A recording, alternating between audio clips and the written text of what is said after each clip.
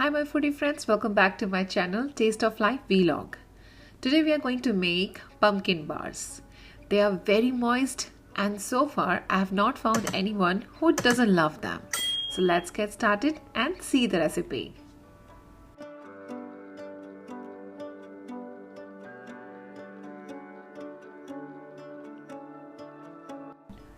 Now take a large mixing bowl and add 2 cups of all-purpose flour. So make sure you sift the all-purpose flour. So I'm using the siftener and I'm going to sift gently.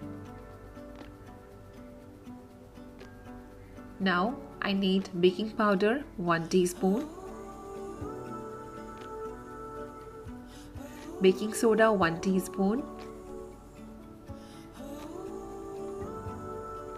and salt 3/4 teaspoon. Now whisk or sift everything together.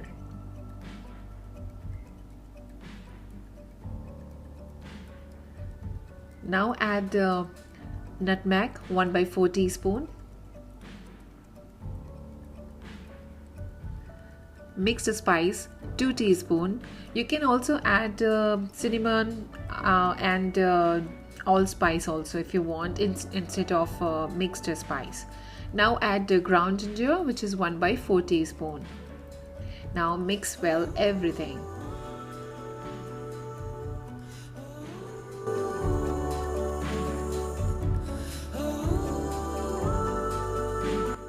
Now keep this aside and take another bowl for wet ingredients. So in this one we add castor sugar 1/4 cup. Now add brown sugar 1 cup. So brown sugar is it has so many lumps actually, like strong I don't know what to say, but yeah, so I always use the siftener to sift it so that there is no lumps, because it has this big giant lumps in it. So make sure you sift nicely. So now you can see the brown sugar, it's now very soft, and the texture you can see. And now you're going to add 3 eggs in it. So actually I've cracked all the eggs together, so I'm just putting together everything right now. Otherwise you have to follow the rules, like one by one you have to add and mix it everything.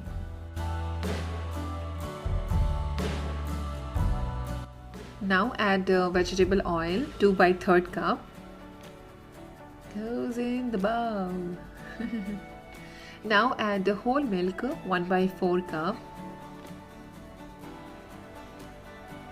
And now vanilla essence 2 teaspoon. Now mix everything together. Mix. You can actually use any kind of oil in this recipe. You can use grapeseed oil or olive oil, but I feel like olive oil is too expensive, so I use the vegetable oil, which is like fine for me. So yeah, I'm using that oil.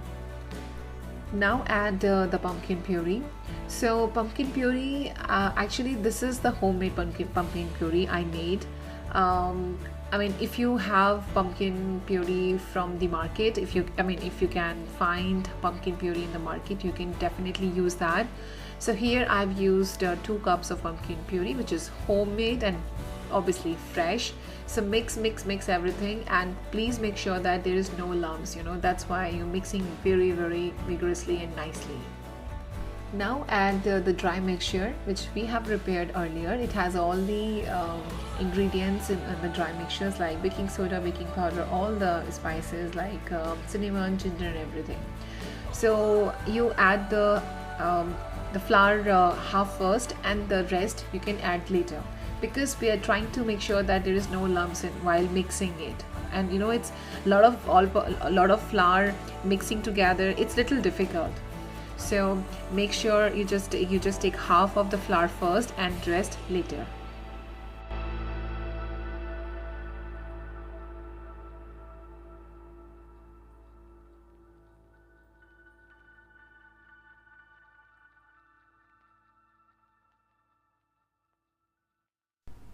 Look at the batter.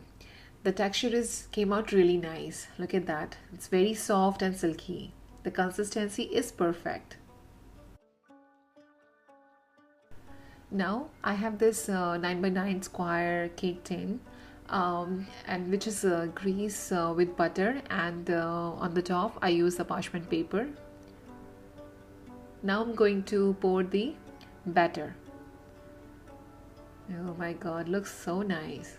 So you have to spread the butter evenly at all the corners.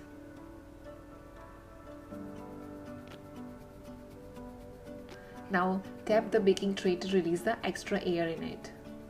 Tap, tap, tap. Now preheat the oven at 350 degrees Fahrenheit or 180 degrees Celsius for 15 minutes, and then you bake at the same temperature for 25 to 30 minutes.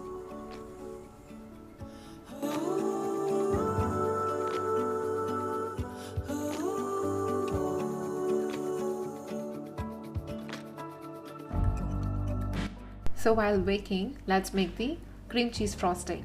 So for cream cheese frosting, I need unsalted butter, half cup. And now I'm gonna cream the butter for a few minutes. That looks nice. Looks soft, right? Yeah. Now I'm gonna add cream cheese in it, which is 226 gram or 8 ounce.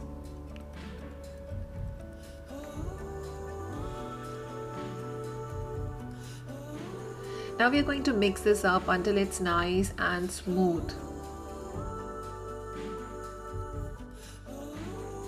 We actually want cream cheese and the butter well combined. So whisk it.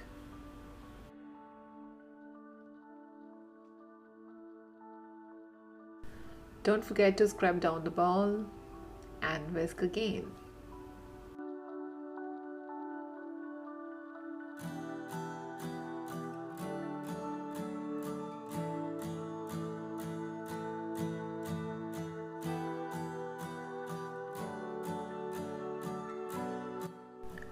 Now add powder sugar, 2½ cup.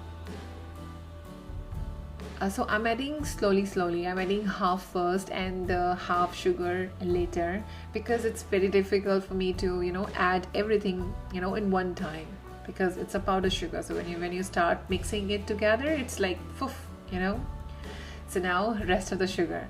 So I've taken 2½ cup, but I'm using lesser than 2 cups plus something. So yeah, you can just check according to your taste. So I feel it's a little sweeter, so I just remove some of the powder sugar, and yeah, I use this much. So whisk it again, and until you get your soft and stiff cake. Now add the vanilla essence, 1 teaspoon, and give a good mix. You have to whisk it for a few more minutes. It looks amazing. It looks very nice. The texture, yeah. Now scrub down the ball, and your cream cheese frosting is ready.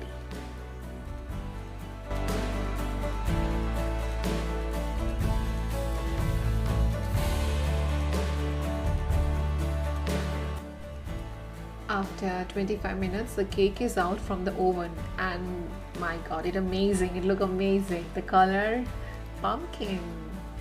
So what I'm gonna do is I'm gonna remove it from this tin and remove the parchment paper completely,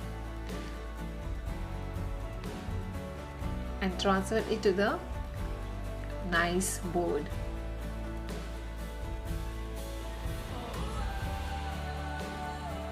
Wow, you can see the back side, the front. It looks amazing. So the cream cheese we prepared, we're gonna spread it on the top like this, and spread it evenly at all the corners.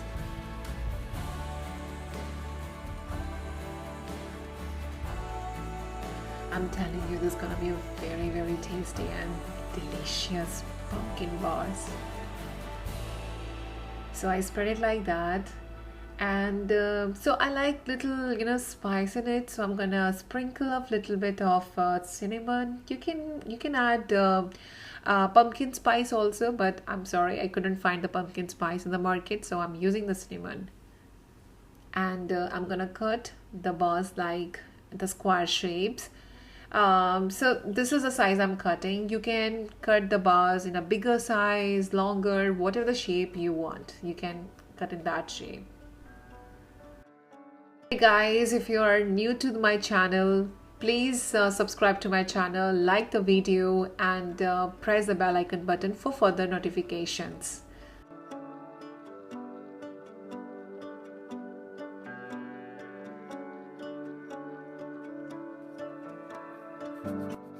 Now here we go, pumpkin bars are ready to eat. I tasted one. I hope you like my video, guys. If you like, please like the video, subscribe to my channel. Bye bye, see you next time.